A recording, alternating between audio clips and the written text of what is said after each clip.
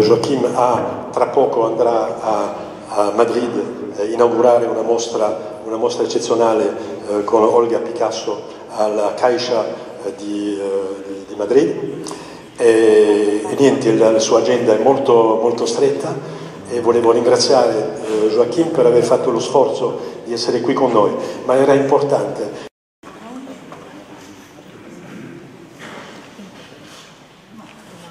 On peut rester là. Donc en fait, il y a deux choses qui me paraissent tout à fait essentielles et auxquelles, encore une fois, je ne pense pas avoir vraiment pu penser il y a 20 ans et quelques. La première, c'est comment dire, on pourrait dire l'attrait du danger, la séduction du danger. Essere attirati dal pericolo, scusa, l'attrazione del pericolo. Quel danger, vous allez me dire? Qu'est-ce qu'il y a de dangereux à peindre un tableau comme ça? Je crois que, en fait, et quand vous voyez les tableaux de gens qui sont plus ou moins contemporains de Monet, qui viennent d'Allemagne, d'Angleterre, que vous voyez dans l'exposition de la Villa della Regina, vous comprenez beaucoup mieux. Ces tableaux sont tranquilles, sont sobres, sont plutôt objectifs, sont calmes, alors qu'il n'y a rien de calme dans ce genre de tableau. Et je trouve tous ces tableaux sont extrêmement intéressants. Ce choix de composition lui-même est, je crois, extrêmement révélateur, extrêmement riche des contradictions, je dirais, que Monet nourrissait intimement. Je vais passer un petit moment sur ce tableau. Tu veux traduire d'abord? Si. Oui. Oui, je t'en Il décrit lui-même cette volonté de rentrer un peu comme dans une jungle, dans cette nature qui foisonne d'une richesse absolument assourdissante. C'est trop. Et donc je crois que quand il voit qu'il tombe par hasard sur ce sujet où cette réputation luxuriante est complètement mise en face par cette structure extrêmement sobre que je vous raconte, c'est une composition cubiste de cette tour sarrasine, et cette structure totalement fragile d'un espalier qui est presque en train de filtrer par terre. Ces deux éléments contrastent et donnent à cette végétation luxuriante toute sa folie, toute sa folle grandeur. De folie, et je dirais que si vous me posiez la question, si vous me disiez quel est le sujet de ce tableau-ci, ou des tableaux que vous voyez ici dans l'exposition, c'est le sujet, pour moi, c'est la victoire de la nature, presque sur l'art. Il y a quelque chose d'épique chez Monet, qui fait de lui, à mon avis, un des grands artistes, et qu'il se livre constamment à cette espèce de combat épique entre nature et art. Qui va gagner? D'une certaine façon, là, il laisse la nature gagner. Et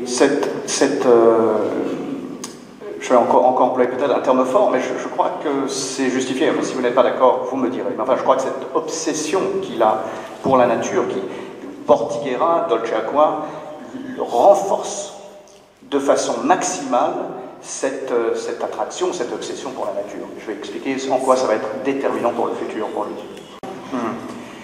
Et donc, il trouve cette source constante de défis renouvelés de la part de la nature à Bordighera. Et j'ai dit pour commencer que son expérience à Bordighera Dolce Acqua était un moment de bascule, un moment radicalement transformateur dans sa vie. Alors pourquoi? Je vais expliquer maintenant pourquoi. Alors là, vous pourrez peut-être voir certains des tableaux des Oliviers, donc on pourrait les Oliviers, c'est complètement... Ça va, hein? Ça va peut-être. Oui, bon, tu pourrais rester. Ah, là? Oui, tu pourrais rester, on va faire passer. Bon, il y a toujours quelque chose de très intéressant chez Monet, c'est cette volonté insatiable qui n'a jamais de trouver le prochain défi, le prochain problème pictural. Et alors quand on lui dit non, il va falloir que ça devienne oui. Voilà. Et il a entendu parler tout son séjour à Bordighera de ce fameux Moreno. Moreno qui possédait les fameux giardini, qui était un collectionneur de palmiers. Nous avons des descendants de Francesco Moreno ici dans la salle. Ah, c'est vrai? Ah, je suis très ému. Où est-ce que vous êtes? Luca Moreno. Ah, très honoré.